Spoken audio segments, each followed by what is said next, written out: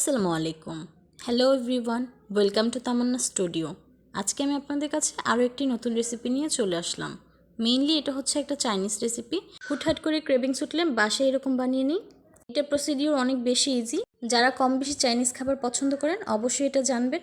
আজকে আমি তৈরি করব সুইট অ্যান্ড সাওয়ার প্রন বা চাইনিজ প্রন রেসিপি। এর জন্য ফার্স্টে হচ্ছে মিডিয়াম সাইজের প্রনগুলো বা শ্রিম্প নিয়ে নিতে হবে। অ্যান্ড আমি উপরের খোসাটা ফেলে দিয়েছি, জাস্ট লেজের দিকের একটু রেখেছি, এতে করে দেখতে সুন্দর লাগবে অ্যান্ড কালারটা সুন্দর আসবে।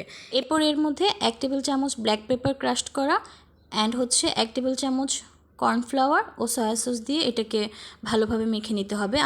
আপনারা হয়তো খেয়াল করেছেন আমি এখানে কোনো প্রকার সল্ট ইউজ করিনি, বিকজ সয়া সসে এমনিতেই একটু লবণ থাকে, এর জন্য।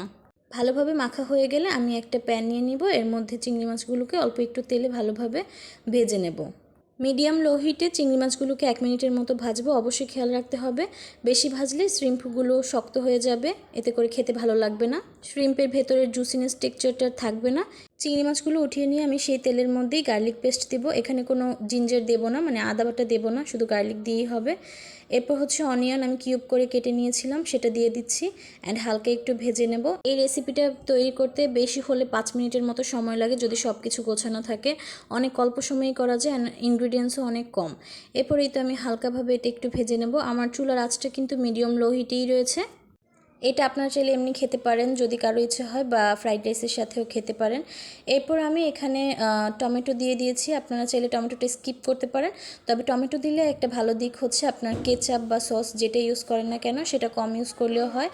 আমার বাসায় টমেটো ছিল তাই ভাবলাম আমি একটু দিয়ে দিই, কিউব করে দিয়ে দিয়েছি। অ্যান্ড এখানে হচ্ছে গিয়ে একটু বিনস অ্যান্ড অনিয়ন লিভস দিয়ে দিয়েছি। অ্যান্ড এই সময় এসে আমি অল্প একটু লবণ ইউজ করব জাস্ট এই ভেজিটেবলগুলোর জন্য।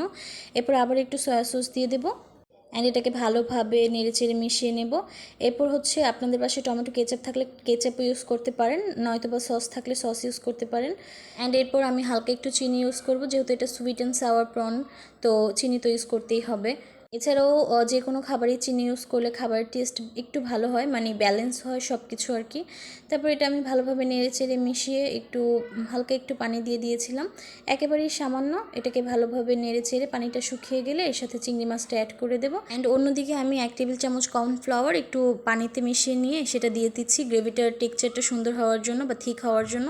অ্যান্ড এর মধ্যে আমি ক্যাপসিকাম ইউজ করেছি, অবশ্যই ট্রাই করবেন ক্যাপসিকাম ইউজ করার জন্য, এতে করে এটা লুকসটা অনেক বেশি সুন্দর হবে আর ক্যাপসিকামের স্মেলটাও অনেক বেশি স্ট্রং থাকে, যার কারণে সব মিলিয়ে এটার স্মেলটা অনেক বেশি ভালো হয়।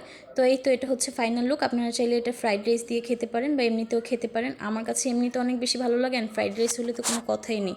আল্লাহ হাফেজ, সবাই ট্রাই করে জানাবেন কেমন হয়েছে।